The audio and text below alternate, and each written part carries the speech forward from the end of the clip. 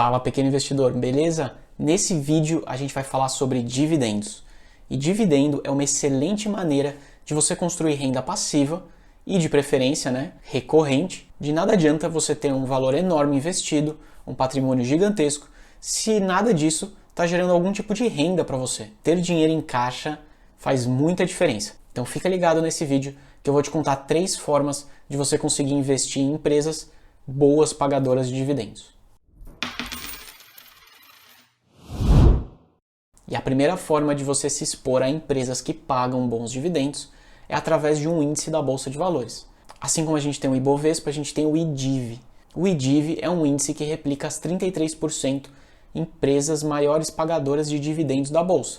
Dessa maneira, você consegue investir nesse índice, você não precisa se preocupar em ficar rodando carteira, estudando, analisando indicadores, eventualmente reavaliando as empresas. Afinal de contas, esse índice tem uma série de pré-requisitos. E aí, a partir desses pré-requisitos, existe um gestor ali que faz aquela gestão do portfólio de forma passiva, ele vai trocando eventualmente essas empresas. Olha só como é que foi o retorno desse índice versus o Ibovespa nos últimos 10 anos. Esse gráfico aqui é do site Status Invest.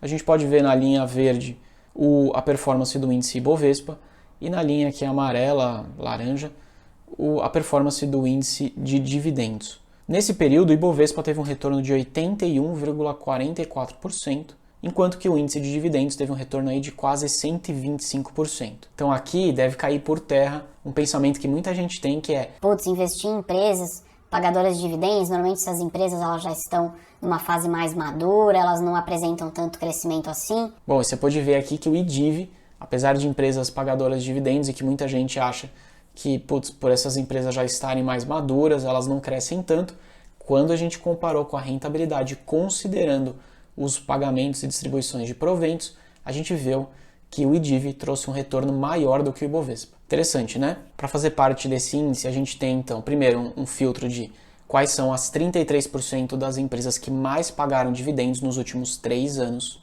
Além disso, nenhuma dessas empresas pode ter passado um ano inteiro sem pagar nada de dividendos. Ou seja, se ela tiver 0% de dividend yield em um ano, essa empresa então está automaticamente fora dessa lista. Além disso, as ações precisam apresentar boa liquidez. Como é que a bolsa mede essa boa liquidez? Se essas ações estiveram presentes em 95% dos pregões disponíveis das últimas 3 revisões da carteira. E tem mais 2 pontos importantes. Empresas em recuperação judicial não podem participar desse índice de maneira nenhuma. E aqui é bem difícil, tá? Normalmente empresa em recuperação judicial não está pagando dividendo. E também não são considerados BDRs. No site da B3 você consegue ver esse índice, quais são as empresas que estão lá inseridas. Eu vou deixar o link aqui na descrição desse vídeo, assim você pode conferir essa página atualizada. Você também pode se expor através desse índice investindo no que é chamado DIVO 11. Então é um fundo aí passivo que replica exatamente esse índice. É uma das maneiras que você consegue replicar essa carteira. E também, só para você ter uma ideia, essa daqui são algumas das empresas que fazem parte desse índice. Então tem ABC Brasil, Banrisul, BB Seguridade, Bradesco, Bradespar. Tem bastante empresa. Você acessa a lista que você vai ver completo e qual que é a participação de cada uma dessas empresas. Vamos agora então para o segundo método de você encontrar boas pagadoras de proventos. Esse segundo método é o método de Décio Bazin. Décio Bazin foi um jornalista bem famoso, lá da década de 80, 90, inclusive em 1992 ele escreveu um livro que fala, na verdade, sobre esse método que ele aplicou. É um método que eu não vou passar aqui no detalhe, mas de forma bem simples, ele usa, através de um checklist de 4 itens, ele aplica esse checklist para conseguir identificar as empresas com bom potencial de seguir pagando dividendos. E nesse checklist ele tem o primeiro deles, o primeiro item e talvez o mais importante, que é: você precisa buscar por empresas que tenham pago no último ano pelo menos 6% de dividend yield. E além disso, não só, essa empresa precisa ter pago aí com alguma consistência. Então dá uma olhada nos últimos 2 anos, 3 anos, se a empresa conseguiu manter esse patamar de dividend yield acima de 6%, isso já pode dar um bom indicativo de consistência. Um terceiro ponto importante nessa lista de Décio Bazin é que a empresa precisa ter o endividamento moderado. Afinal de contas, empresas com muita dívida dificilmente pagam bons proventos. Ou ainda, se elas estiverem pagando bons proventos, talvez não mantenha uma consistência, dado que em algum momento a empresa vai acabar priorizando o pagamento dessas dívidas. Portanto, empresas com endividamento moderado já é um importante ponto aqui no checklist. Se a empresa tiver um endividamento alto, ela não pode entrar nessa lista. E por último, o quarto item de Décio Bazin é que a empresa não pode ter tido nenhum tipo de informação, nenhum tipo de notícia negativa que arranhe a imagem da empresa perante aí a sociedade. Putz, aqui nesse ponto, hoje em dia a gente tem muita notícia o tempo inteiro e algumas das notícias nem sempre são 100% verdadeiras.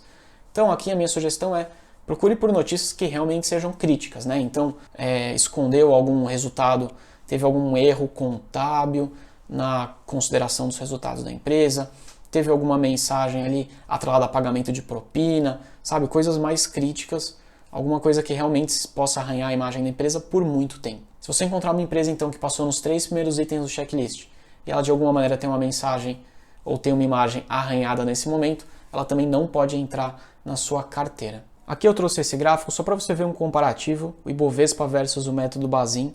Então, se a pessoa tivesse comprado ou investido numa carteira de R$100, um pouco antes de 2000, no Ibovespa e R$100 aplicando o método de Décio Bazin, em 2016 o Ibovespa teria retornado aí R$352, enquanto que o método de Décio Bazin R$2.800. Legal, né? Dá para ver que o método de Décio Bazin realmente funcionou nesse período, foi uma simulação feita, o retorno foi absurdamente maior. Eu vou deixar aqui do lado, enquanto estou falando para você, uma lista de algumas dessas empresas que eu acabei aplicando o filtro para ter uma ideia de quais empresas seriam, quais empresas que passariam por esse filtro. É só uma lista de referência, de novo, não é uma recomendação de compra ou venda, só estou te falando que é possível sim você conseguir aplicar esse método e fazer o filtro, buscar essas empresas para você avaliar se faz sentido ou não investir na sua carteira. Vamos agora falar do nosso terceiro método. E esse método nada mais é do que alguns ajustes finos, algumas evoluções que eu criei a partir também da provocação que Décio Bazin fez nos estudos dele. De novo, né, trazer a questão de dividend yield acima de alguma referência, e essa referência para mim deveria ser 4%. 6% eu acho muito agressivo. Você pode ver que em dado momento a lista acaba ficando muito pequena, então eu já trago para pelo menos 4%. Então a gente pode aumentar um pouquinho a janela de tempo. Em vez de 2 anos, vamos colocar 4 anos. Uma empresa que pagou nos últimos 4 anos mais do que 4% de dividend yield, a gente pode considerar que houve sim consistência na distribuição de proventos. Sobre dívida, bom, dívida moderada, né, fica um pouco amplo. Então eu traduzi isso para um indicador, que é dívida líquida dividido por EBITDA. Se esse indicador, considerando abaixo de 2,5 vezes, eu já considero como um endividamento controlado, moderado. Afinal de contas, se a empresa pegar toda a dívida líquida dela, comparar com o EBITDA que ela entregou nos últimos 12 meses, em até 2,5 anos, permanecendo constante dessa maneira, ela consegue quitar todo o seu endividamento. Portanto, isso eu acho bastante razoável. Se o número for menor do que 2,5, ótimo, melhor ainda, quer dizer que a empresa tem um potencial, uma velocidade de pagar as suas dívidas mais rápido. Acima de 2,5 merece um ponto de atenção. Também considero importante que a empresa tenha um ROI, ou seja, uma rentabilidade em cima do patrimônio líquido dos acionistas, maior do que 10%. Empresas com boa rentabilidade são importantes, afinal de contas, em momentos de crise, quer dizer que a empresa consegue aí, quem sabe, potencializar o retorno em cima do capital, em cima do patrimônio que ela já tem. Beleza? Então, rentabilidade é muito importante. E por último, o indicador de payout, ou seja, um indicador que mede quanto que a empresa distribuiu de proventos aos acionistas, comparado com o lucro líquido que ela entregou. Esse payout eu considero como saudável, que ele seja menor do que 100%. Afinal de contas, se uma empresa passa a distribuir mais do que ela lucrou em forma de dividendos, não é um bom sinal. Quer dizer que a empresa ou está tomando dívida para conseguir pagar os acionistas, ou ainda que a empresa está consumindo dinheiro de caixa dela para conseguir pagar em forma de dividendos. Se você encontrar aí em um determinado ano pontualmente uma distribuição um pouco maior do que 100%, eu acho ok. O que não pode acontecer é essa distribuição acima de 100%, esse payout acima de 100%, se mostrar consistente por muitos anos. Isso definitivamente não é sustentável. E é isso aí, espero que você tenha curtido esse vídeo e que agora você consiga encontrar de forma bem simples empresas e boas maneiras de investir em empresas pagadoras de dividendos. Um abraço, até o próximo vídeo.